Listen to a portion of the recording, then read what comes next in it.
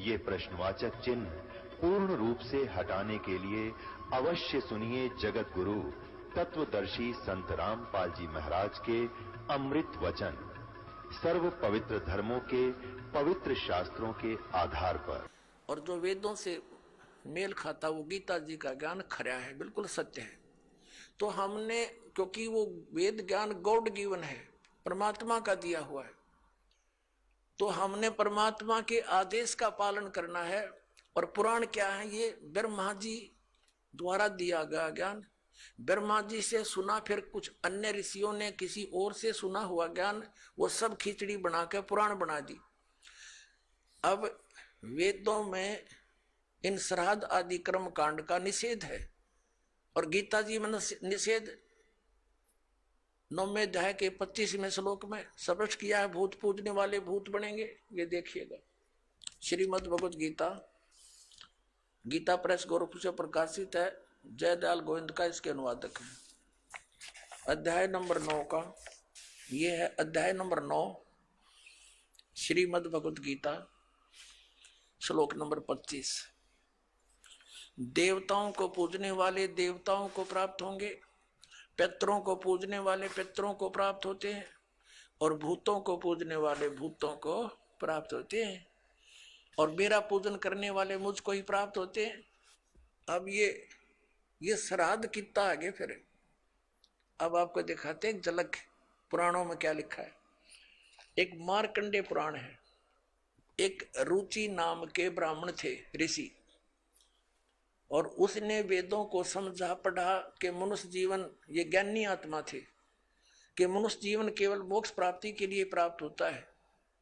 इसलिए उसने ना तो विवाह कराया, ब्रह्मचारी पद पर रहते हुए 40 वर्ष की उम्र होगी थी, और अपना जंगल में वन में रहता था, कोई मकान झोंपड़ी भी नहीं डाल रखी थी, ये सोच करके मोक्ष प्राप्ति करानी है और ना क्या संग्रह करना है, 2 दिन का जीवन है। अब वो वेदों अनुसार साधना कर रहा था, रुचि ऋषि, और उसके जो पिताजी, दादाजी, परदादाजी, चौथा दादाजी वो मर चुके थे, वह भूत बन रहे थे, और वह भी ऋषि थे, ब्राह्मण थे, उनने भी ये कर्म कांड करे और करवाए थे, तो भूता बनेंगे वह। तो वो चारों दिखाई दिए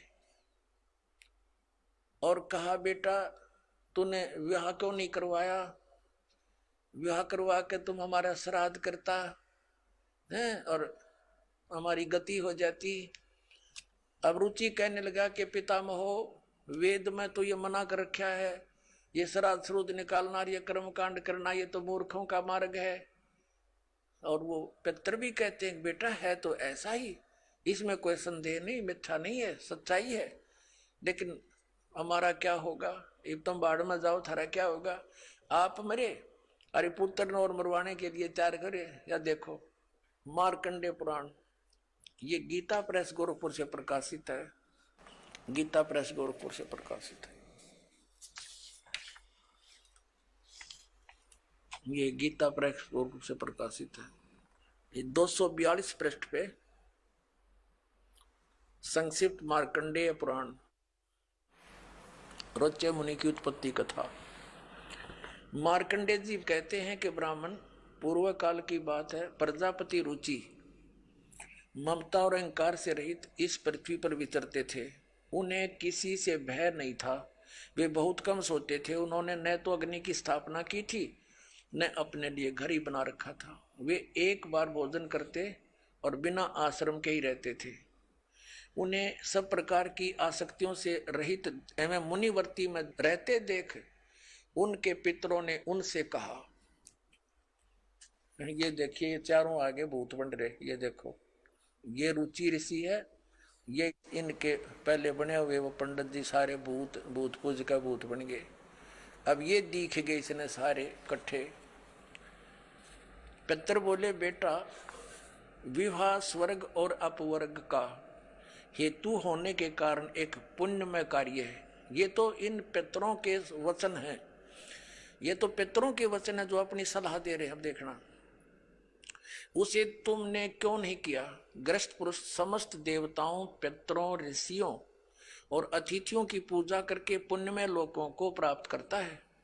वह सभा के उच्चारण से देवताओं को, सवधा शब्द से पितरों को तथा अन्नदान, बलि, वैष्णदेव आदि से भूत आदि प्राणियों एवं अतिथियों को उनका भाग समर्पित करता है। बेटा, हम ऐसा मानते हैं कि गृहस्थ आश्रम को स्वीकार न करने पर तुम्हें इस जीवन में कलेश पर कलेश उठाना पड़ेगा तथा मृत्यु के बाद और दूसरे जन्म में भी कलेश ही भोगना पड़ेगा। रुचि ने कहा, पितरगण परिग्रह मात्र ही अत्यंत दुख एवं पाप का कारण होता है तथा उसे मनुष्य की अधोगति होती है, उससे मनुष्य की अधोगति होती है। यही सोचकर मैंने पहले सित्री संग्रह नहीं किया। अब यहां देखो, पितर बोले, बेटा जितेंद्रिय होकर आत्मा का प्रक्षालन करना उचित है, किंतु तुम जिस मार्ग पर चल रहे हो वह मोक्ष मार्ग है। बता, इसने तो घटिया मान रहे मोक्ष मार्ग ने कि तुम जो कर्म कर रहे हो जिस मार्ग पर चले तो मोक्ष मार्ग है। अरे हम बतावांगे पितृवर्ण का मार्ग। देखिए, रुचि ने पूछा, पितामहो वेद में कर्म मार्ग को अविद्या कहा गया है, जो तुम सलाह दे रहे हो वो कर्म कांड, श्राद्ध श्रुद्ध निकालना, पितृ पूजना, वो तो मूर्खों की विद्या, अविद्या का है, मूर्खों का सलाह कही है। फिर क्यों आप लोग मुझे उस मार्ग में लगाते हैं? पितृ भी कहते हैं, पितृ बोले, यह सत्य है कि कर्म को अविद्या ही कहा गया है, इसमें तनिक भी मिथ्या नहीं। फिर थारा सिर बच गया, फिर क्या रह गया? बता भाई, ये हमारे पुराणों में लिखा है। अब इस बात को पितर भी मानते हैं कि आप जो साधना करें तो मोक्ष मार्ग है, और आप फिर उसको सलाह दे रहे हैं भूत पूज, श्राद्ध निकाल, ब्याह करवा, अरे यो नरक मार्ग है। और आप भी मानते हैं कि आप जो मार्ग अपना रहे हो तो मोक्ष मार्ग है। और रुचि कहता है वेद के अंदर तो इसको अविद्या मूर्खों की साधना बताइए, तो पितर भूत पूजना, श्राद्ध निकालना, और पितर स्वीकार भी कर रहे हैं, कहा ऐसा ही है, इसमें कोई मिथ्या नहीं। फिर ये बकवाद घट रखी, अग्रम ऐसा कर लो, पितर ऐसा कर देते हैं, पितर पुत्र दे देते हैं, टट्टू दे देते हैं, अपा भूखे मरे। बताओ, मूर्ख बना रखा। एक थोड़ी सी झलक दिखाते हैं आपको इसी मार्कंडे पुराण में। इन कहां से ले रखे ये श्राद्धा के सिलसिले। एक मंदालसा नाम की औरत थी, उसने अपने पुत्र को शिक्षा दी, और वह ये ले रहे हैं। देख, मार्कंडे पुराण के अंदर है, यही आपको सुना रहे हैं। अब इसके 80 पृष्ठ पर दिखाते हैं आपको। ये 81 पृष्ठ से थोड़ा सा लेंगे। मंदालसा बोली, महाराज, ये मंदालसा ज्ञान देती हुई आ रही है। ये 82 पृष्ठ पे संक्षिप्त मार्कंडे पुराण, यहां देखिए। अब ये क्या सलाह दे रही है कि जो पितर देवलोक में है और जो त्रिक योनियों में ये पशु पक्षी बने हुए हैं, और जो मनुष्य योनियों में एवं भूत वर्ग में स्थित हैं, भूत बन रहे हैं, और वे पुण्यात्मा हो या पापात्मा, जब भूख प्यास से विकल होते हैं तो वे अपने कर्मों में लगा हुआ मनुष्य पिंड दान तथा जल दान के द्वारा उन्हें तृप्त करता है। इसी तरह वह देवताओं और अतिथियों को भी संतुष्ट रखता है। देवता, मनुष्य, पितर, भूत, प्रेत, गुहक, पक्षी, कृमि और कीट आदि भी मनुष्यों से ही जीविका चलाते हैं। अब ये क्या बता रही है कि चाहे तो वो जो पितर देवलोक में हैं, जो त्रिक योनियों में पड़े हैं, और जो मनुष्य योनियों में यानी भूत आदि पितर पैतर बन रहे हैं, वे पुण्यात्मा हो या पापात्मा, सब भूखे प्यासे मरते रहते हैं। तो वो टट्टू देवलोक में हुए, भूखे मरते प्यासे मरे। अब क्या बताते हैं आगे, ये देखिएगा, यहां क्या बताया है 92वें पृष्ठ पर, संक्षिप्त मार्कंडेय पुराण 92वें पृष्ठ पे। इनमें से जो नरक में निवास करते हैं, जो पशु पक्षी की योनियों में पड़े हैं, तथा जो भूत प्रेत आदि के रूप में स्थित हैं, उन सब को विधि पूर्वक श्राद्ध करने वाला यजमान तृप्त करता है। कैसे करता, सुनो।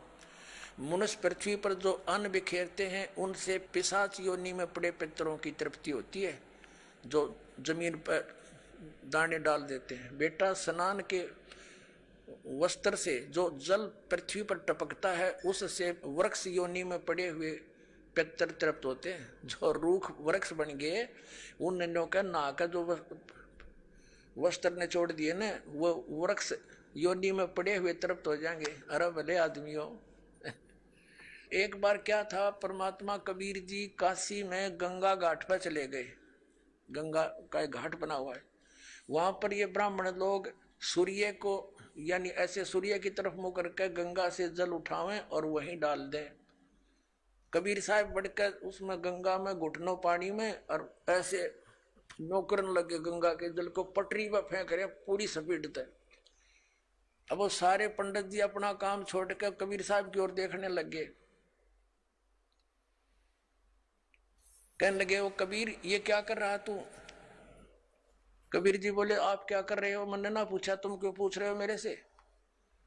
पहले आप बताओ आप क्या कर रहे हो? कि हम अपने पितरों को स्वर्ग में जल भेज रहे हैं। ये हम यहाँ जल डाल रहे हैं ना, ऐसे मंत्र बोलकर, ऐसे सूर्य की तरफ मुकर के, ये वहां स्वर्ग में हमारे भूखे प्यासे पितरों को जल प्राप्त होगा। परमात्मा बोला, मैंने एक बगीची लगा रखी अपनी झोपड़ी के आगे, और मैं उस बगीची को सींच रहा हूं। फिर मंड के करड़े हो गए। तो वो कहने लगे, रे भोले आदमी, इतनी दूर कैसे जाएगा जल? ये तो यहीं पड़ा है। वो तेरी झोपड़ी के आगे बगीची जो छोटी सी लगा रखी, वो कैसे सिंचाई होगी इससे? कि एक लाखों किलोमीटर दूर, मील दूर तुम्हारे पितरों को स्वर्ग में ये पानी मिल सकता है, तो ये 2 किलोमीटर पर क्या दिक्कत आएगी इसको? तो उनकी चौंध टूट गई। पंडित जिया ने फिर अपना गलती स्वीकार की, मालिक की शरण ग्रहण करी। अपने आत्माओं, वही यहाँ ये सिस्टम है। देखो, अब देखो इनके आगे फिर मार्कंडेय पुराण हम पढ़ रहे हैं 92 पृष्ठ पे, 92 पे। उससे वृक्ष योनि में पड़े हुए पितर तृप्त होते हैं। अच्छा, वृक्ष तो है इतना बड़ा, और पानी निचोड़ा कपड़े का उड़ा गंगा के किनारे, बताओ वृक्ष कैसे तृप्त होगा? उसमें तो बाल्टी भर भर गिरनी पड़ेगी। तो किसी मूर्ख बना रखे, देखो। और नहाने पर अपने शरीर से जो जल के कण इस पृथ्वी पर गिरते हैं, उनसे उन पितरों की तृप्ति होती है जो देव भाव को प्राप्त हो रहे हैं। देखो इनकी अकल। कहते हैं, नहाने के बाद जो छींटे छाटे पृथ्वी पर पड़ते हैं ना, वो जो देवता बन गए, उन पितरों की तृप्ति होती है। वो टट्टू देवता बन गए, जब इससे पानी तो छकेंगे उड़ा हुआ है। तरह अकल बना मार रखी मारी। देखो तरह, देखो नहाने पर अपने शरीर से जल के कण इस पृथ्वी पर गिरते हैं ना, उनसे उन पितरों की तृप्ति होती है जो देव भाव को प्राप्त हुए हैं, जो देवता बन रहे हैं। और पिंडों के उठाने से, वो पिंड भरवाते हैं, अन्न के कण पृथ्वी पर गिरते हैं ना, उनसे पशु पक्षी योनियों में पड़े हुए पितरों की तृप्ति होती है। बता। वो पशु योनि में की भैंस बन कर खड़ी होगी, उनकी वह माई या दादी ताई काकी है, और उड़प वह कण गिरे पृथ्वी पर कीता है। वह भैंस तो उड़े एक टोकरा ना भूस खावा डेली, एक कण ते क्यों कर छिकेगी वह है तेरा कैसे भाई? देखिए से मूर्ख बना रखा। कुल में बालक जो श्राद्ध कर्म योग्य होकर संस्कार से वंचित रह गए, यानी बचपन में मर गए, श्राद्ध करे नहीं, तो वे बिखरे हुए अन्न और समार्जन के जल को ग्रहण करते हैं। ब्राह्मण लोग भोजन करने के बाद हाथ मुंह धोते हैं और चरणों का प्रक्षालन करते हैं, तो उस जल से भी अनन्य पितरों की तृप्ति होती है। बेटा, उत्तम विधि से श्राद्ध करने वाले पुरुषों के अन्य पितर यदि दूसरी योनियों में चले गए हों, तो भी श्राद्ध से उन्हें बड़ी तृप्ति होती है। अनन्य उपार्जित धन से जो श्राद्ध किया जाता है, उससे चंडाल आदि योनि में पड़े पितर तृप्त होते हैं। अब जो भूत प्रेत पितर किते वृक्ष बन गए, कोई भैंस बना खड़ा है, किते कोई काटड़ा बन रहा है, इन्हों के वो भी तृप्त होंगे। वो थोड़े छक्के दो दो दड़ी खाओ एक कब है जब पेट भरे। एक बार आदरणीय गरीबदास साहिब जी गांव छुड़ानी में हुए, जिनको परमात्मा मिले थे और सचखंड ले जाकर वापस छोड़ा था, उन्होंने फिर ये ज्ञान दिया। एक उनका शिष्य था किसान, और वो गरीबदास साहिब जी के पास बहुत समय बैठता था, प्रतिदिन सत्संग सुनता था, दिन में विचार सुनते रहते थे, बैठ जाते थे। तो वो एक दिन नहीं आया। गरीबदास जी ने पूछा भाई कल क्यों नहीं आया? अगले दिन जब वो पहुंचा, उसने बताया कि महाराज जी कल मेरी माँ का श्राद्ध था और हमारे गुरुजी वो पंडित जी आए थे, उन्होंने श्राद्ध श्रुत निकाला, उसमें सारा दिन बिजी रहा मैं। कहा अच्छा भाई। फिर कहने लगा जी कल भी नहीं आन पाऊंगा मैं। पर गरीबदास जी ने पूछा कल क्या बात है? कि कल मेरे पिताजी का श्राद्ध है। अच्छा। परमात्मा पहले भी बहुत समझाते थे गरीबदास साहिब जी, लेकिन हमारी बुद्धि इतना काम नहीं करती, हम संसार के व्यवहार को घड़ा में तो देते हैं। तो गरीबदास जी ने कहा भी एक काम करना बेटा, जब तेरे पिता का श्राद्ध निकाल ले तुम्हारे वो ब्राह्मण जी, उसके बाद 2 व्यक्तियों का खाना ले आना यहाँ पर। अब उस व्यक्ति ने सोचा गुरुजी अपने लिए मंगाते होंगे। जब उनके गुरुजी ने सारा काम कर लिया, तैयारी उसने सब लगा दिया, भोग भाग कौवे काव्य छका दिए, तो बाद में बचे हुए 2 मनुष्यों का खाना लेकर के वो गरीबदास जी के मकान में आ गया। गरीबदास जी भी गृहस्थी थे, बाल बच्चेदार थे, किसान थे, लेकिन परमात्मा से परिचित हो चुके थे, तत्व ज्ञान से परिचित थे। उनका खेत था, उस भगत का ही खेत था, उसमें एक जोड़ी थी, छोटा सा तालाब जिसको लेट बोले, और व्यक्ति लेकर आ गया 2 मनुष्यों का भोजन। गरीबदास जी कहने लगे आजा मेरे पीछे पीछे। अब उस व्यक्ति ने सोचा खेतों में कोई साधु संत आए होंगे, इनसे मिलने आते रहते हैं। वहां जाकर उस लेट से, उस जोहड़ से 1 किलोमीटर दूर उस खेतों में जो तालाब होते थे छोटे छोटे, पशुओं के पानी के लिए उसमें स्टोर कर लेते थे जल, तो उनके चारों तरफ झुंड खड़े हो जाते थे, झाड़ बोझड़े कांटेदार झाड़ियों के गुच्छे से बन जाते थे। उससे 100-200 फुट दूरी पर बैठ के गरीबदास जी भी वो लड़का व्यक्ति बैठा लिया और वहां कहा, आवाज लगाई उसकी माता और पिता का नाम लेकर, और उनसे कहा कि आ जाओ तुम्हारा पुत्र भोजन ले आए। उसमें से एक गीदड़ और गीदड़ी निकल कर आए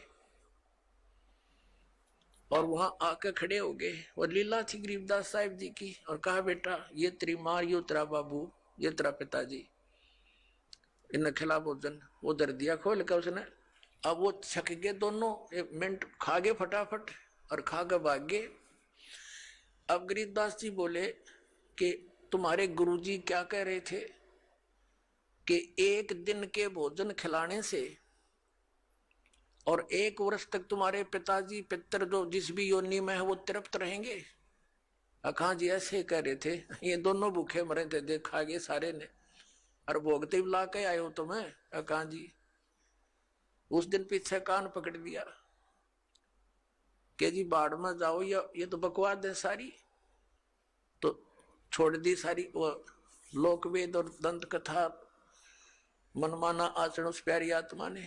तो पुण्यात्माओं, परमात्मा कहा करते थे कि तुम 1 दिन तो आहार करा देते हो, मान लीजिए तुम्हारी बात बड़ी करें, और तुम्हारे पिताजी या माताजी जब जीवित थे दिन में 2-2 बार तो पक्का रोटी खाते थे। अरे 300 तुमको 1 दिन के खाने से 364 दिन कोई जरूरत नहीं, ये कोई संभव बात है तुम्हारी? 1 दिन तुमने भोग लगा दिया, 364 दिन क्या खाएंगे वो? मान लीजिए तुम्हारे पिता काग बन गए, कौवे, तो रोज भोग ला दो उनका, 2 रोटी तोड़ के ऊपर रोज फेंक दो ताकि उनका पेट भरा रहे। ये 301 दिन ये फंड करने से कोई फायदा नहीं। कहने का भाव यह है कि वो तो जो बन चुके। अब पुण्यात्माओं, जब हम सत भक्ति करेंगे और इस साधना के करने से आपके जो पितर भूत प्रेत आदि बने हुए हैं, और चाहे वो किसी योनि में है ये पितर वाली सिस्टम में, तो उनकी भी मोक्ष हो जाएगा आपकी भक्ति करने से। अपने आत्मा ये सत्कर मान लेना, ये दास आपको समय अनुसार सब क्रियाएं बताएगा। इन एडवांस करने से आप अपना कर्म बिगाड़ बैठोगे। आप अपनी भक्ति करते रहो और समय आने पर ये सब आपके पितर वगैरह भी इस साधना से ही इनकी मुक्ति हो जाएगी। अब क्या होता है, जैसे इन्हीं पुराणों में लिखा है कि 1000 ब्राह्मण भोजन कर रहे हों, जैसे इन्होंने पितरों की और भूतों की श्राद्ध की वो विधि बता रखी है। पितरों के लिए भोजन कराओ, ब्राह्मणों को तो ऑड नंबर में हो, 2 जैसे 1, 3, 7 यानी 5, 7 ऐसे हो, और बाकी इवन नंबर में हो, ऐसे ऐसी संख्या में जमाने चाहिए। और विष्णु पुराण में लिखा है कि 1000 ब्राह्मण जिमते हो, भोजन कर रहे हो, और उनके सामने एक योगी, योगी माने भगत, सच्चा भगत, सत साधक, सत साधना करने वाला, परम अक्षर परमात्मा का जो साधक है वो वास्तव में भगत योगी होता है। योगी का अर्थ ये नहीं ये पेट का पानी हला के दिखा दे और आसन उसन कर रहा हो ना, ये योगी नहीं, ये तो एक वो है अपनी, समझ लो ये प्राकृतिक चिकित्सक कह सकते हैं, वो योगी है। योगी का अर्थ होता है भक्त, परमात्मा से मिलने की जो कोशिश कर रहा है वो योगी है, भक्त यानी सच्चा साधक। ये देखिएगा श्री विष्णु पुराण गीता प्रेस गोरखपुर से प्रकाशित है। इसके अनुवादक हैं मुनीलाल गुप्त। ये गीता प्रेस गोरखपुर से प्रकाशित है। ये है अध्याय 16 और तृतीय अंश और पृष्ठ नंबर 213 पर। यहां पर लिखा है, हे राजन, श्राद्ध करने वाले पुरुष से विश्व देवगण, पितरगण, मातामह और कुटुंबी जन सभी संतुष्ट रहते हैं। हे भूपाल, पितरगण का आधार चंद्रमा है और चंद्रमा का आधार योग है, भक्ति, और इसलिए श्राद्ध में योगी जन को नियुक्त करना अति उत्तम है, यानी सत साधक को। हे राजन, यदि श्राद्ध भोजी एक सहस यानी 1000 ब्राह्मणों के सम्मुख एक योगी भी हो तो वह यजमान के सहित उन सब का उद्धार कर देता है, यानी ब्राह्मणा का भी और उनका यजमान का भी, सबका उद्धार कर देता है। पितरों की तो बात छोड़े। अपने आत्माओं, यहाँ पर आप सब योगी हैं और जो भक्त आपके यहाँ दान करता है वो आपको जमा रहा है, तो आपके पितरों का तो वह उद्धार हो जाएगा। ये सत्कर मान लियो। ये इतना गजब का मार्ग है। जो सत्य है वो तो इन्होंने ग्रहण की नहीं, इन्होंने असत्य ग्रहण कर ली। अपने आत्माओं, जैसे वेद, आपने रुचि ऋषि की कथा में देख लिया मार्कंडेय पुराण में कि वेद में इसको अविद्या कहा है, कर्म कांड को, और पितर भी मानते हैं क्योंकि वह भी ब्राह्मण थे, ऋषि थे। अरे वो नौके हमारी दुर्गति हो जाएगी जय दूसरा आदमी निकालेगा। अब जैसे एक श्रद्धालु कहता है कि जैसे हमारे पिताजी दिखाई दे जा और वो कहें बेटा श्राद्ध निकाल दे, तो हम क्यों नहीं निकालेंगे, निकालना तो पड़ेगा। कोई बात है यार। अपनात्माओं, उसका तरीका है। जैसे किसी का बालक और कुएं में गिर गया, उसका वो तो चिल्ला रहा है डूब गया डूब गया, उसका क्या इलाज है? गिल्ले डूब जा, डांक मार दे, छलांग लगा दे, वो भी मरे गिल्ले। उसकी विधि है उसको भी बचाने की। पहले रस्सी बांध एक ऊपर मजबूत सी, उसको नीचे डालो, उसको पकड़ कर जार, उसने भी काट के लिया। तो ये पितर दिखाई दे जा ऐसे कोई है तो उसका गेल नहीं डूबे, उस श्राद्ध ना नहीं करे, वो तो कुएं में छलांग लगाने वाली बात होगी, गिल्ले मर गया। उसके लिए ये रस्सा है जो दास आपको देगा। ये सत भक्ति करो, इस तरह ये दान धर्म करो, और उन पितरा का भी सब कहेगा उद्धार अपने आप होता चलेगा। ये आपने पढ़ भी लिया। क्योंकि सत साधक ये भक्त है, या लाखों योगी जी में एक महीने के अंदर आकर के हैं, और फिर वो एक कह के जमान में इतना लाभ बता रहे। तो ये तत्व ज्ञान और शास्त्र अनुकूल साधना, इससे आपका भी कल्याण और आपके पितरों का भी। अब जैसे आप जी ने अभी सुना कि वेद में इसको मूर्खा की साधना बताई है, तो बिल्कुल ठीक है। तो वेद क्या है? ये परमात्मा का विधान है, ये परमात्मा का आदेश है।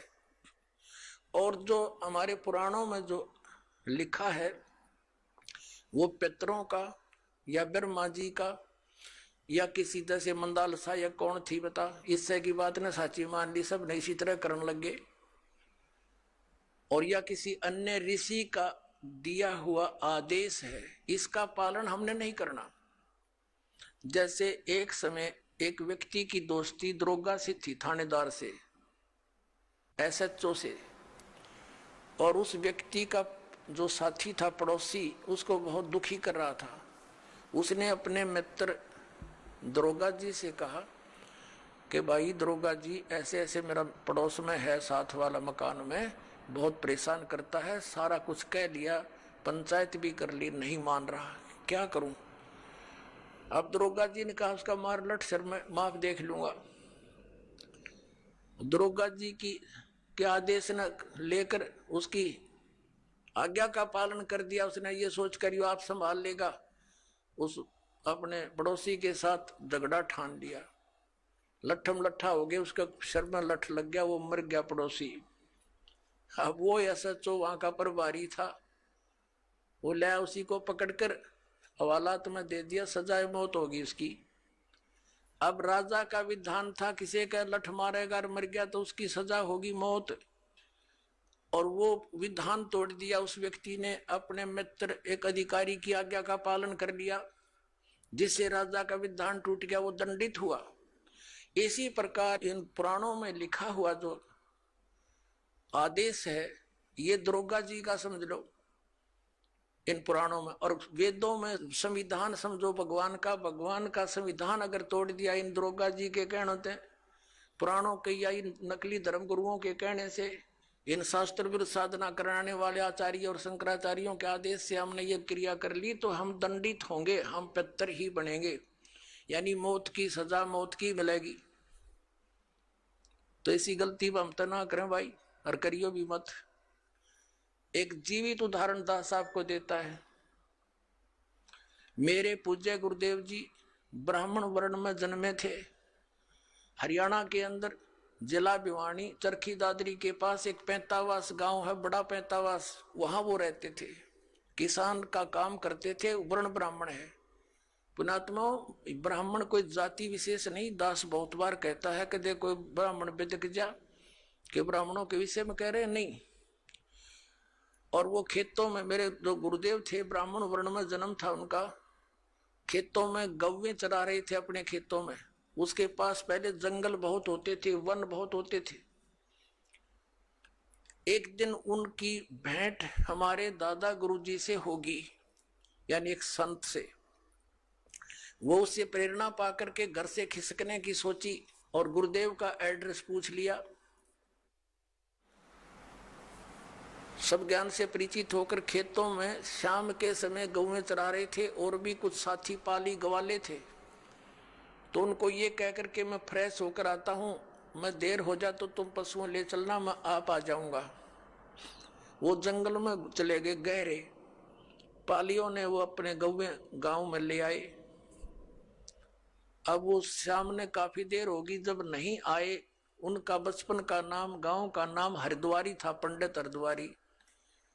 और फिर उन्होंने अपना नाम बदल लिया था, कोई पहचान ना ले, घर से निकल गए थे वो। तो उन्होंने क्या किया, अपने कपड़े जो पहन रखे थे वो उतार दिए, 2 जोड़ी कपड़े लेकर गए घर से, उस दिन एक अलग से ले गए थे, किसी को दिखाया नहीं। वो जो पहन रखे थे वो कपड़े पाड़ पुड़ के, और कोई किसी हिंसक पशु ने, कोई पशु खा रखा था, कोई मृग वगैरह, किसी शेर ने, वो उन्होंने दिन में देख लिया था। उसके ऊपर घेर के कपड़े और निकल गए, रातों रात हरिद्वार पहुंच गए। अब घर वालों ने इंतजार की, घंटा 2 घंटा, फिर पूछा उन पालियों से, हरिद्वारी नहीं आया। वो कहने लगे, वो नू कह रहा था मैं फ्रेश होकर हूं, तुम चलो। उन बच्चों को साथ लेकर गए, बताया कहाँ से प्रवेश हुआ था, किधर गया था।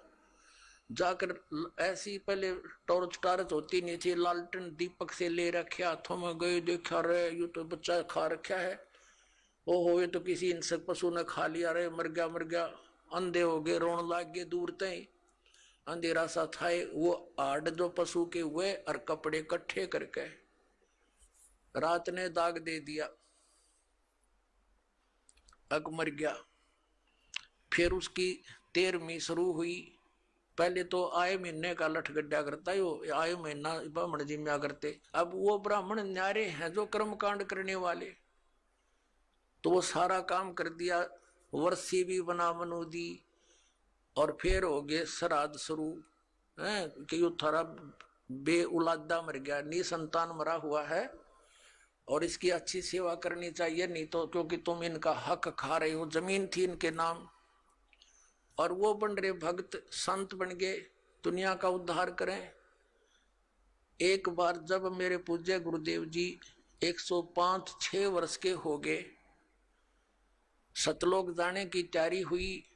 तलवंडी भाई फिरोजपुर जिला पंजाब में उनका आश्रम, एक इसमें खन्ना के अंदर था, एक मोगा के अंदर था, एक नजफगढ़ आश्रम था। तो तलवंडी भाई वो ज्यादा रहते थे, तो वहां से दास को उसमें आदेश दे रखा था नाम देने का। बहुत से शिष्य भी उनकी प्रेजेंस में दास के हो गए थे। 2 बच्चों की सेवा लगा रखी थी, उनकी सेवा में छोड़ रखे थे। तो उनका संदेशा आया कि गुरुजी यहाँ 45 आ चुके हैं। तो दास भी पहुंच गया 3-4 भक्तों को लेकर गाड़ी से। वहां देखा वो गुरुजी बैठे, प्रणाम हुआ।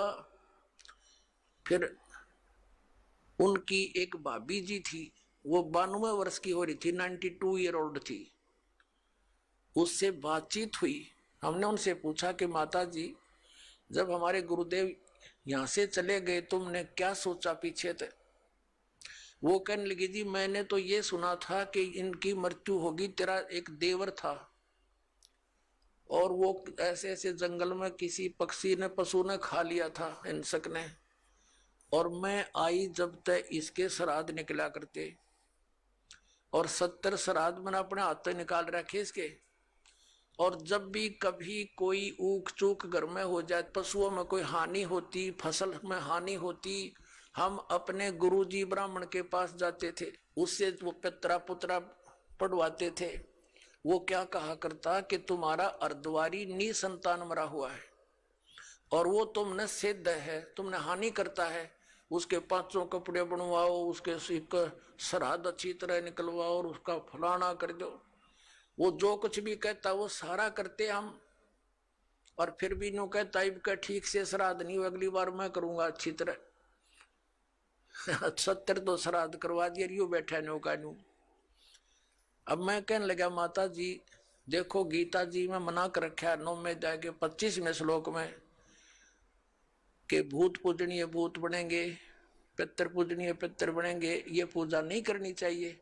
अरे वो आपके सामने जीवित उदाहरण रहा, ये मूर्ख बना रहे थे आपको। और वो साधना को वो कोई सच्ची बात थी इन लोगों की? ये तो ईब तो अब तो छोड़ देना इसको। ने बोली ना भाई, या तो पुरानी लाग है, नो के छूटे है, बाढ़ में पड़ो फिर भी ना छूटे, हद कर दी भाई। आंखों देख रही है, आपसे कह रही है कि मैंने इसके 70 श्राद्ध निकाल लिए, पिंड भी भरवा लिए, न बोलो पितर बन गया। हमायु पितर नहीं, सबका तो उद्धार करने वाले महापुरुष बन गए, लाखों लोगों का उद्धार कर दिया। इस नृत्यों इनके श्राद्ध निकालो, इन मूर्खों को पालन लग रही। तो पुण्यात्माओं, परमात्मा कहा करते, पर भी लेन जात है दुनिया, हमारा ज्ञान किने ना सुनिया। ये वहां धक्के खाने जाओ तीर्थों पर, वहां पता नहीं कहाँ का, हमारा ज्ञान किसी ने नहीं सुना। अपने आत्माओं, ये तीर्थ कैसे बने? जैसे अमरनाथ है। अब जैसे अमरनाथ धाम है, ये कैसे बना? पार्वती माता को भगवान शंकर जी ने उस स्थान पर एक सूखे वृक्ष के नीचे एकांत स्थान देखकर ये मंत्र दिया था। प्रथम मंत्र जो दास साहब को देता है, इसको मोक्ष मंत्र बोलते हैं। ये जितना मोक्ष कर सकता है। तो पार्वती जी को जहां वो उपदेश ग्रहण प्राप्त हुआ, शंकर भगवान ने वो मंत्र उनको दिया, ये अमर मंत्र, तो उनके लिए, उस पार्वती माता के लिए वो अमर धाम है, आप और हमारे लिए नहीं। अब जैसे ये तीर्थ और ये अमर धाम कैसे, जैसे आप जिसको यहाँ बरवाला में ये मंत्र मिला उसके लिए तो ये बरवाला है अमर धाम, और यहाँ बरवाला में ये दास हो नहीं और यहाँ कोई भी नहीं हो और यू खाली पड़ा हुआ आश्रम। अब जैसे किसी ने क्रोथा आश्रम में नाम लिया था, उसके लिए क्रोथा है आश्रम अमरधाम अमरनाथ। अब वहां कोई भी को नहीं, ये दास यहाँ पर बैठा तो उस क्रोथा में माथा टेकने तो लाभ ना हुआ है। ये तो इस दास के वचन यहाँ सुनेंगे, सत्संग सुनेंगे, आशीर्वाद पाओगे तो यही लाभ होगा उस। तो अमरधाम जो है वो एक आदरणीय स्मारक तो है कि यहाँ पर ऐसी घटना घटी थी, लेकिन आपके लिए वहां जाने से कोई लाभ नहीं होगा। आपको तो वैसा ही संत खोजना पड़ेगा जिसके पास वो अमर मंत्र हो, और वो अमर मंत्र आपको चाहे बरवाड़ा की गली में मिल जाए दास और वहां उपदेश प्राप्त हो गया तो वही आपके लिए अमरनाथ है। उस मंत्र से मोक्ष होगा, उस स्थान से नहीं। अपने आत्माओं जैसे तीर्थ कैसे बने, इसमें बहुत से प्रमाण है कि एक ऋषि था, उसने वहां बैठकर साधना की और उसने मोक्ष प्राप्त किया। अपने आत्माओं जैसे एक हमाम दस्ता होता है सामग्री कुटन का, दवाई दुई कुटन का, लोहे का मुसल सा वो 1.5 फुट का और 2 फुट का, वो 1.5 फुट का, 1 फुट का ऊंचा, 9 इंच चौड़ा होता है। वो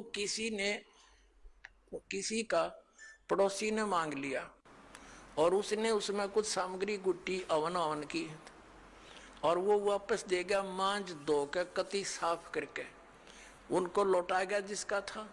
उनको रात्रि के समय जब वो सोने लगे तो महक आ रही थी। उन्होंने देखा ये महक कहाँ से आ रही है, देखते देखते देखा ये तो इस हमाम दस्ते में से आ रही है। तो उन्हें देखा हो इसको तो पड़ोसी ले गया था मांग के, उसने कोई सामग्री कूटी है। अब पुण्यात्मा उसने सारी सामग्री निकाल ली, कति साफ करके वापस लौटा दिया और फिर भी महक आ रही है। वो सामग्री जो उसमें कुटी थी वो अलग वस्तु है, तो वो महक जो उसके अंदर आवे थी थोड़ी बहुत अमाम दस्ते में 1 दिन के बाद खत्म होगी।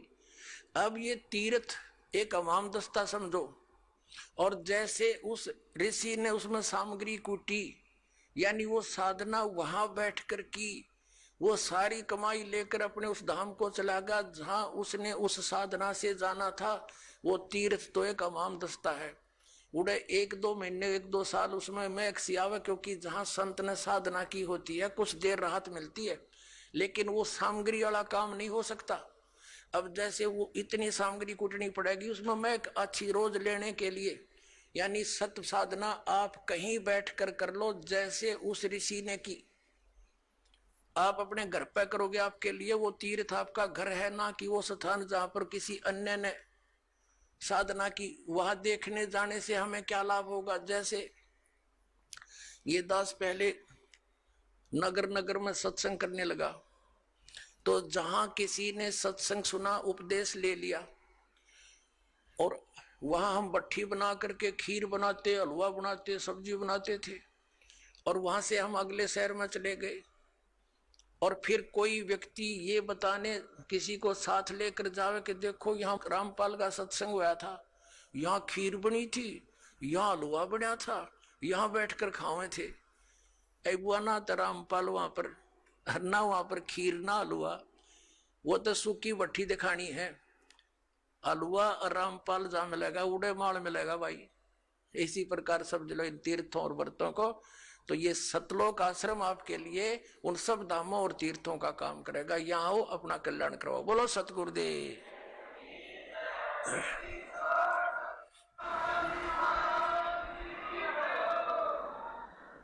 परम पिता परमात्मा पूर्ण ब्रह्म, परम अक्षर ब्रह्म। कबीर परमेश्वर जी हैं,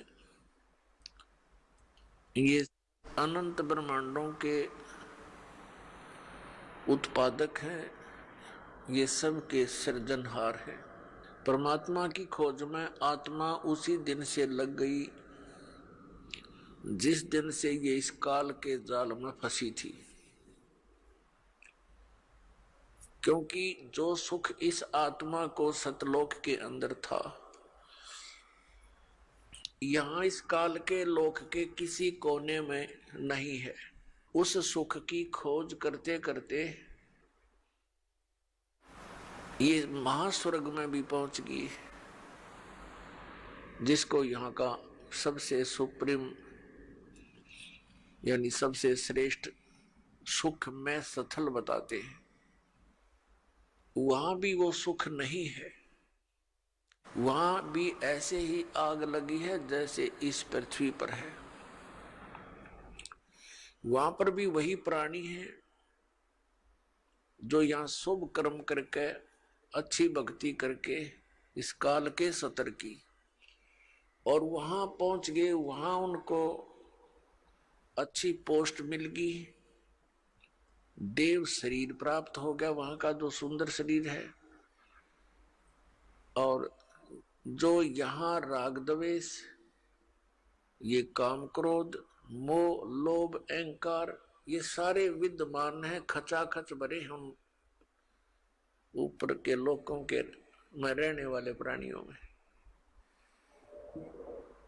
तो वहां भी ये ऐसे ही अपना टाइम पास करके फिर नरक में चले जाते हैं।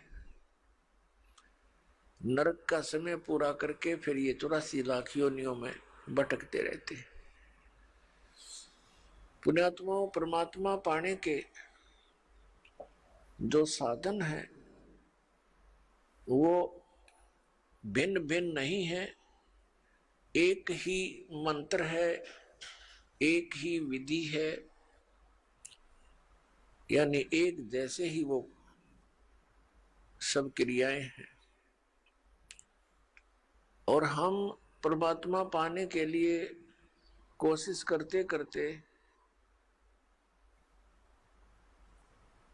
अपनी जीव सतर की सोच से और अन्य लोक वेद के आधार से हम महापुरुषों से मिलते हैं, क्योंकि ये विशेषकर हिंदू धर्म के पुण्यात्माओं में एक विशेष आस्था है परमात्मा की, और उनको इतना ज्ञान है सदग्रंथों के आधार से कि गुरु के बिना मोक्ष नहीं होता। ये तो प्रत्येक हिंदू धर्म के पुण्यात्मा के, चाहे कोई भक्ति करता है या ना करता है, तो वो भी ये अवश्य कहता है कि वे गुरु बिन मोक्ष नहीं। तो ऐसी व्यवस्था अन्य किसी भी धर्म में नहीं रही। जैसे सिख धर्म के अंदर गुरु परंपरा थी, लेकिन बाद में वो केवल गुरु ग्रंथ साहिब को ही गुरु मानकर अपना अध्यात्म क्रियाएं करने लगे। लेकिन वक्त गुरु का होना अनिवार्य है। जैसे ये पवित्र गुरु ग्रंथ साहिब, पवित्र श्रीमद् भगवत गीता, पवित्र वेद, पवित्र पुराण, ये तो एक आदरणीय सदग्रंथ है, महापुरुषों की जानकारी है, भगवान के विषय में लिखा इसमें। ये तो ऐसा समझो कि हमारे औषधि की बुक हो, औषधि की पुस्तक है, और उसके जानकार की आवश्यकता है जो वैद्य हो। और वैद्य वही सफल होता है जो औषधि की पुस्तक में लिखी हुई सब जड़ियों को इकट्ठा करके मिला के समझ के जड़ी बनाता है। इसलिए वक्त गुरु की आवश्यकता है। तो पुण्यात्मा इस धारणा के अनुसार इस आवश्यकता की पूर्ति के लिए ये प्राणी गुरुओं के पास जाने लगे। अब श्रद्धालु को कोई ज्ञान नहीं होता, क्योंकि वो तो जिज्ञासु होता है। जैसा भी उसके गुरुजी साधना करने को कहते हैं वो समर्पित होता है वैसे ही करता है। तो पुण्यात्मा सभी भक्ति भी कर रहे हैं और बुराइयां ज्यों की त्यों बढ़ रही है। काम, क्रोध, लोभ, मोह, अहंकार, इसमें किसी के अंदर भी कमी नहीं बनी। इसका कारण क्या है कि पूर्ण संत ना मिलने से तो कभी भी ये शांति इस समाज में, इस लोक में नहीं हो सकती। 600 वर्ष पहले परमात्मा आए थे, स्वयं एक संत की भूमिका करके चले गए और साथ में एक जुल्हे का कार्य भी किया करते थे, ये प्रमाणित करने के लिए कि वही परमात्मा पाने के लिए, क्योंकि उसमें भ्रम फैला हुआ था कि ब्राह्मण वर्ग ही भक्ति के अधिकारी हैं। बाकियों को तो इन्होंने ऐसे लगा दिया था, श्राद्ध श्रुद्ध निकालन खातिर क्रियाओं में उलझा दिया था। और विशेषकर यही माना जाता था कि ब्राह्मण ऋषि, महर्षि घर त्याग कर चला गया जो व्यक्ति वही परमात्मा पा सकता है, या घना बड़ा सेठ धन दान करता हो। तो परमात्मा ने सब शंकाओं का निवारण करने के लिए एक शूद्र जाति में रहना पड़ा है। उसमें छुआछूत चरम सीमा पर थी, अत्यधिक छुआछूती। ब्राह्मण लोग शूद्रों को निकट भी नहीं आने देते थे, दूर से बात करते थे। और उस समय परमात्मा एक दुल्हा जाति के अंदर रहे। वैसे तो उनका जन्म नहीं हुआ था, सतलोक से आए थे, सहशरीर आए थे। एक नवजात शिशु का रूप धारण किया था कमल के फूल पर, बाहर एक सरोवर के अंदर।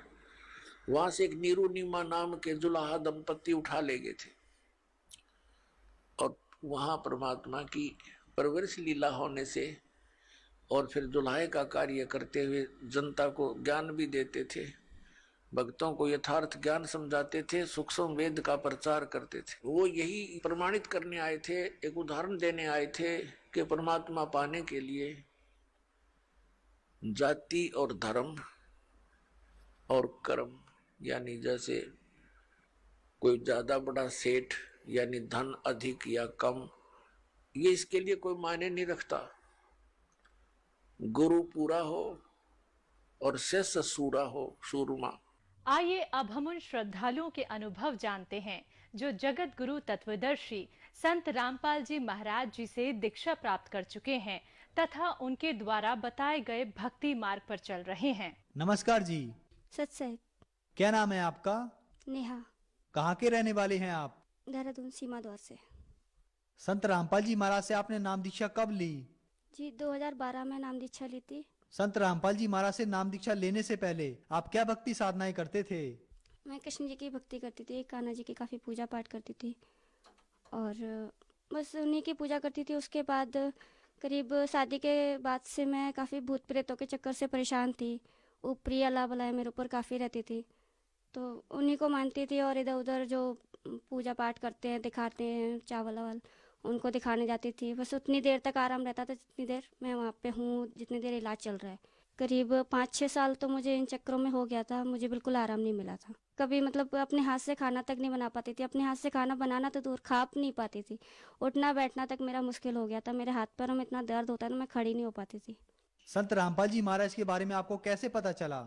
इसी बीच में करीब 10 से 15 लोगों को मैं अपना आपको दिखा चुकी थी कि चावल ये वो जो जहाँ बताता था कि वहाँ चले जाओ, वहाँ ठीक हो जाओगे, कई जगह गई हूँ। इसी बीच में एक अघोरी मेरे संपर्क में आए, उन्होंने मुझसे कहा कि तू शमशान काली की पूजा कर, तू ठीक हो जाएगी। क्योंकि वो भी अपनी तरफ से सारी मतलब प्रक्रिया कर चुके थे जो होती हैं ठीक करने के लिए, पर फिर भी मैं ठीक नहीं हुई थी उनसे।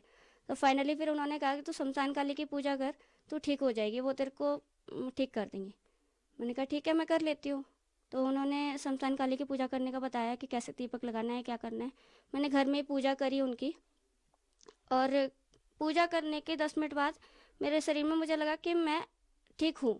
मेरा हाथ पैर जो है दर्द इतना होता था, दर्द में मुझे काफ़ी आराम था, मैं खड़ी हो गई थी अपने पैरों पे। मैंने कहा अगर कान्हा जी कितने टाइम पूजा करी है मैंने, मैं ठीक नहीं हुई, मैं शमशान काली की पूजा करूँगी, मैं अगर ठीक हो सकती हूँ तो। मैंने उनकी पूजा करनी शुरू करी। उनकी पूजा करने से क्या हुआ, मेरे घर में जो स्मेल होती है मुर्दे की जो भी, तो वो स्मेल घर में आनी शुरू हो गई। मेरे घर वाले, मेरे हस्बैंड और मेरे भैया जो है आदित्य दास, तो उन्होंने कहा कि तू पूजा मत कर, घर में बहुत गंदी स्मेल आनी शुरू हो गई है, ये पूजा छोड़ दे। मैंने पूजा छोड़ दी, फिर मैं बिस्तर पे पहुंच गई। फिर इसी तरह से 1 महीना बीता, 1.5 महीना बीता। अब रो रो के अपनी ज़िंदगी बिता रही थी कि कैसे भी कैसे ठीक हो जाऊं। फिर मुझे दिमाग में आया, मैंने कहा छोड़ना, जब बदबू आनी है आने दे, लेकिन पूजा उन्हीं करनी है जिससे कम से कम अपने पैरों पे तो खड़ी हो जाऊंगी। फिर से मैंने चुपचाप से बिना किसी को बताए दीपक लगा दिया माता रानी का, और बैठ के उनके आगे हाथ जोड़ के कि मुझे बस ठीक कर दो, और जो भी है बस ख़त्म करो ये सारी चीज़ें। मैंने उनका दीपक लगाया। अगले दिन क्या हुआ पता नहीं, उन्होंने मेरे सपने में आकर कहा कि मैं तेरे साथ ही रहूँगी, तू मेरी पूजा कर और मैं तुझे बिल्कुल ठीक कर दूँगी। और करीब 6 महीने तक वो मेरे साथ रही, उन्होंने हर चीज़ मुझे बताई। वो सामने मुझे दिखती थी एक सिंपल औरत के रूप में, काली साड़ी में, मेरे घर में रहती थी। मैंने उनसे एक प्रार्थना करी कि माता रानी मेरे घर में आपके आने से बदबू हो जाती है, वो चीज़ ना हो, आप सौम्य रूप में मेरे साथ रहो। उन्होंने ऐसे ही करा, वो सौम्य रूप में मेरे साथ रहने लगी, सिंपल औरत के रूप में।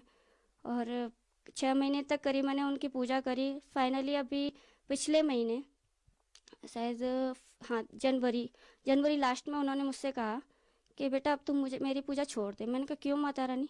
उन्होंने बोला कि अब तू मरने वाली है, 1 हफ्ते का टाइम है तेरे पास। मैंने कहा आप ऐसा क्यों बोल रहे हो?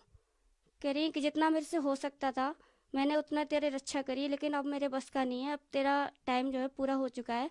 अगर तुझे बचना है तो तू संत रामपाल जी महाराज की शरण में चली जा। मैंने कहा अब मैं आपको कैसे छोड़ूं, मेरा तो आपसे दिल लग चुका है। मैं काफ़ी रोई उनकी इस बात को सुनकर, क्योंकि एक माँ की तरह वो मेरे साथ रहती थी, रात को वो मुझे सुलाती थी। हालांकि इस बात पे कोई विश्वास नहीं करेगा, लेकिन मेरी माँ से जितना प्यार मुझे नहीं मिला, इतना उन 6 महीनों में उन माता रानी ने मुझे वो प्यार दिया। लास्ट नाइट जब माता रानी ने बोला कि बेटा तू सुबह सुबह उठकर फटाफट तैयार होकर वहाँ चली जाना नामदान सेंटर, वहाँ तक मैं तेरे साथ जाऊँगी, उसके बाद मैं चली जाऊँगी वापस। तो उस रात जो लास्ट नाइट थी उनकी, तो उन्होंने मुझे करीब 3 साढ़े 3 घंटे अपनी गोद में सिर रख के उन्होंने मुझे सुलाया। और उस रात जो हुआ मेरे साथ, वो अगर मैं बताती हूँ ना, मैं आज भी रोंगटे खड़े हो जाते हैं। रात को करीब 3.5 घंटे के बाद जब मैं थोड़ी थोड़ी सोने लग गई थी, तो एक काला काफ़ी लंबा चौड़ा आदमी मेरे पैरों के पास आके बैठा। पहले तो थोड़ा सा एहसास हुआ जैसे पैरों के पास कोई बैठा हुआ है। मैं माता रानी के कमरे में ही थी, ऐसा लगा जैसे कोई बैठा हुआ है। पहले मैंने देखा तो कोई नहीं, दोबारा देखा तो वहाँ पर एक आदमी बैठा हुआ था, सिर्फ उसने पैंट जांघिया पहना हुआ था और पूरा काला था, आंखें उसकी काफ़ी बड़ी बड़ी। मैंने जैसे ही उसकी तरफ देखा मैं थोड़ा सा डर गई। हालांकि इतना वो नहीं हुआ, क्योंकि माता रानी के साथ रहते रहते काफ़ी थोड़ा सा वो हो गया था, मुझे डर अंदर से काफ़ी हद तक निकल गया था। लेकिन फिर भी कहीं ना कहीं लगा कि ये कौन है कि माता रानी के होते हुए भी यहाँ पर आ गया। तो उसने मेरे जो है पैर पकड़ लिया और मेरी आवाज़ बंद हो गई। तो मेरे दिमाग में आया कहीं ये यमदूत तो नहीं है कि माता रानी ने बोला था कि आज तेरी लास्ट नाइट है, तो सुबह चली जाना।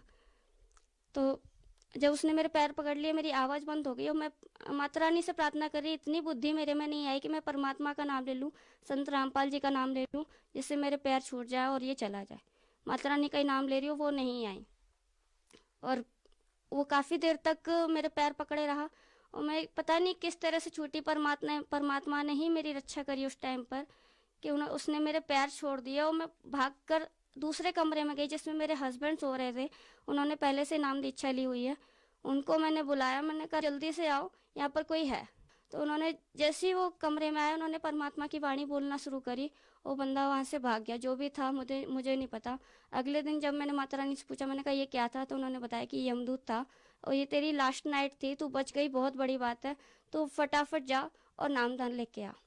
फिर वापस जब यहाँ पर मैं आई तो 26 जनवरी 2018 को संत रामपाल जी महाराज से मैंने नाम दीक्षा ली नामदान सेंटर में। और उस दिन से आज की डेट है 8 फरवरी 2018 और आज मैं बिल्कुल ठीक हूँ और परमात्मा की यूं ही दया रहेगी, मैं हमेशा यूं ही ठीक रहूँगी। संत रामपाल जी महाराज से नाम दीक्षा लेते ही आपकी जो बीमारी थी वो ठीक हो गई। उसके अलावा आज आपको 15 दिन ही हुए हैं संत रामपाल जी महाराज से नाम दीक्षा लिए हुए, तो क्या अन्य भी लाभ प्राप्त हुए इस नाम दीक्षा से आपको?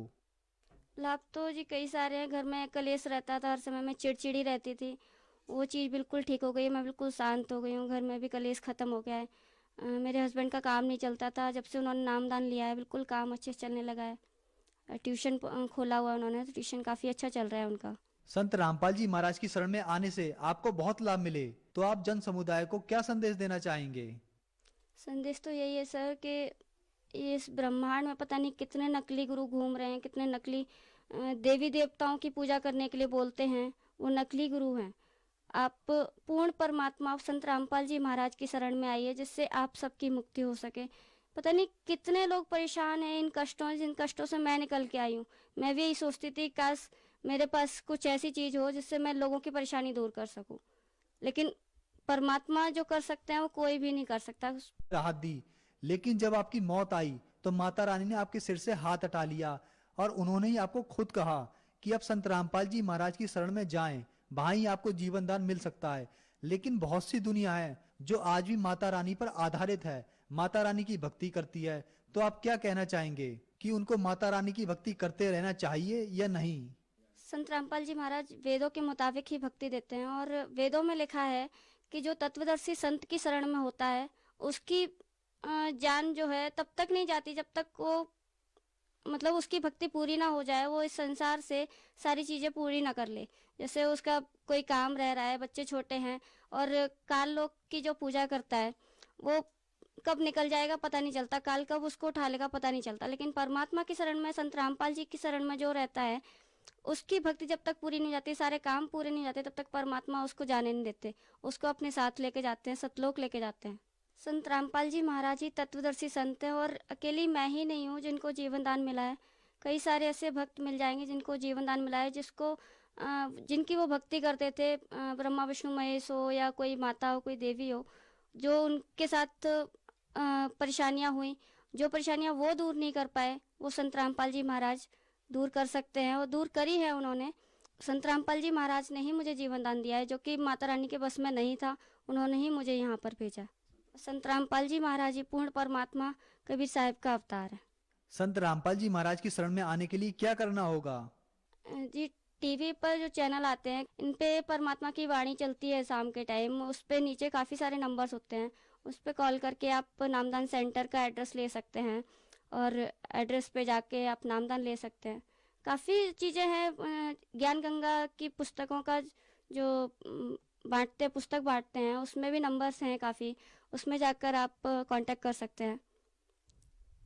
आपने बताया कि संत रामपाल जी महाराज से नाम दीक्षा आपने अभी कुछ दिन पहले ही ली, लेकिन संत रामपाल जी महाराज जेल में हैं। हालांकि माता रानी ने आपको बता दिया था कि आप संत रामपाल जी महाराज की शरण में जाएं, और आपको जीवन दान भी आपको ऐसा लगता है कि संत रामपाल जी महाराज ने ही दिया, तो संत रामपाल जी महाराज फिर खुद जेल में क्यों हैं? जिन कान्हा जी की मैं पूजा करती थी, इतनी भक्ति करती थी, वो तो स्वयं जेल में ही पैदा हुए थे। उससे क्या फर्क पड़ता है कि परमात्मा जेल में है, संत रामपाल जी जेल में, पर महापुरुष हैं, वो तो लीलाएं तो करेंगे ही। अब ये तो हम अज्ञानियों की बातें हैं कि हम कहते हैं कि भाई वो जेल में नहीं है, वो हर जगह है। धन्यवाद जी। धन्यवाद।